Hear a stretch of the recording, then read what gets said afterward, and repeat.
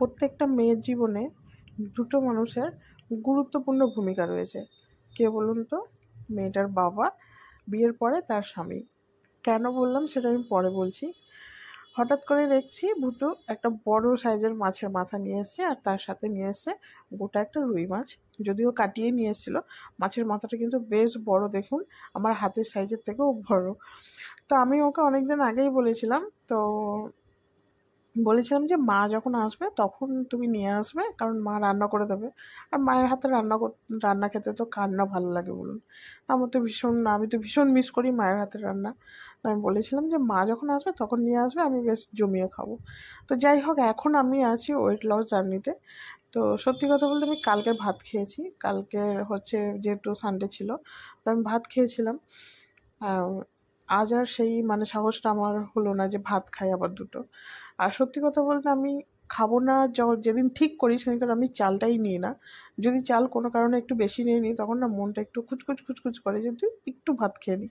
তো যাই হোক, আমি সেই মতো চাল নিই না। তো সেই কারণে আজকে চাল নিইনি। আর আমি জানতামই না যে ও যে এত বড় মাছের মাথা নিয়ে আসবে বা মাছের মাথা পাবে। আর সত্যি কথা বলতে অনেক দিন আগে বলেছিলাম, তো ও যে হঠাৎ আজকে পেয়ে যাবে আমি জানতামই না।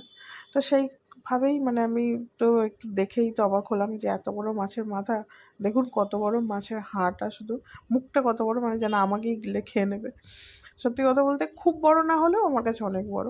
তো এই অনেকটা কষ্ট করে মাছগুলো ফ্রাই করলাম। মাছের মাথাটা ভাজা করতে আমার কমসে কম 5 থেকে 6 মিনিট লেগেছে, উল্টে পাল্টে ভাজা করতে। তো মোটামুটি ভাজা তো করে নিয়েছি। তারপরে আমি মাকে ফোন করলাম যে মা কীভাবে রান্না করব। আমি বললাম যে তুমি এসে আমাকে রান্না করে দিয়ে যাও। মা তো খুব হাসছিল। তো মার সাথে একটু মজা টজা করে তারপর ভাবলাম যে না, আমার কাজ তো আমাকে করতেই হবে ভাই। তো সেই মতো মার থেকে জিজ্ঞাসা করে নিলাম যে কীভাবে রান্না করব। মা প্রসেস বলেও দিল।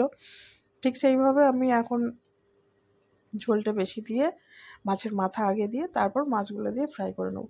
তো যাই হোক, ফ্রাই করে নেবো না, সরি, ফ্রাই তো আগেই তো হয়ে গেছে, আর ঝোলটা ফুটিয়ে নেবো। যেটা আমি বলতে মানে চেয়েছি বা বলতে চাই, যে প্রত্যেকটা মেয়ের জীবনে দুটো মানুষের অবদান প্রচণ্ড পরিমাণে থাকে। আমরা স্বীকার করি আর স্বীকার নাই বা করি, অস্বীকার করার কোনো জায়গাই থাকে না। প্রত্যেকটা মেয়ের কাছে তার বাবার যেমন ভূমিকা রয়েছে, ঠিক তেমনই বিয়ের পরে হাজব্যান্ডের ভূমিকা থাকে। তো ছোটোখাটো আবদার, বড় সড়ো আবদার যাই বলুন না কেন, সব কিছু পূরণ করে তার বাবার পরে তার স্বামী একটা মেয়ের।